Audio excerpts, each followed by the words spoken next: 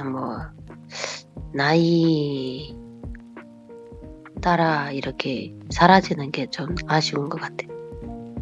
맞아요. 뭐 아쉽진 않은데 뭔가 요즘은 내가 도대체 왜 무슨 재미로 사나 이 생각도 들고 맨날 일일 집 운동 일일 집 운동이니까 이게 도대체 무슨 재미인가 싶어서 오늘은 좀 충동적으로 다음 달에 여행이나 가야겠다는 생각이 들어서 베트남 비행기표를 알아봤어요. 어디로 가시려고요?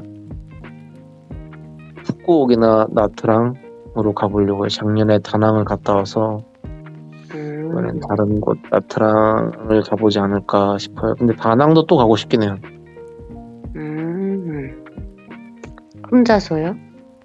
네, 저는 혼자 여행 다니는 거 좋아해요. 그래도 다 안전하게 조심하게.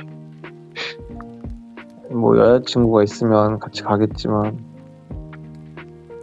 안타깝게도 솔로라서 혼자라도 갑니다. 요즘 한국 분들도 막 이제 뭐 연애, 결혼 그런 생각을 잘 안 하는 거죠. 트렌드죠 뭐. 요즘 각자 사는 게 바쁘고 힘들고 결혼을 음, 한다고 하기에는 너무 현실적으로 물질적으로 요구하는 게 많으니까 서로가 서로를 포기하게 되는 것 같아요.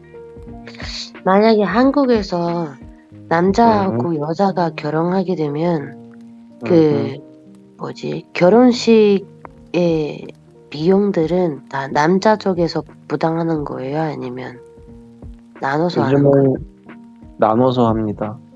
아, 중국 같은 경우에는 네, 뭔가 대부분 남자 쪽에서 하는 것 같아요. 중국도 결혼할 때 남자가 돈을 많이 준비해야 된다고 들었어요. 네, 맞아요. 그래서 제가 정확히 알지는 못하지만 중국 남자들도 결혼을 많이 포기하고 있다고 들었어요. 근데 남자들은 그런 거 있잖아요. 욕심. 그 뭐지? 그 가족을 이어서 뭐 가야 된다? 뭐 음, 결혼해가지고 애 낳고 그러면 애도 그 남편의 성씨를 이렇게 이어가야 되잖아요. 그래서 음, 제가 봤을 때는 중국 남자들이 포기하지는 않을걸요? 모르겠어요.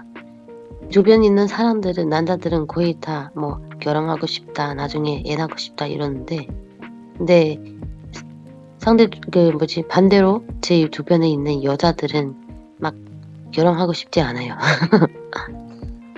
어렵습니다. 정말 결혼이라는 게 쉽지가 않은 것 같아요. 네, 맞아요.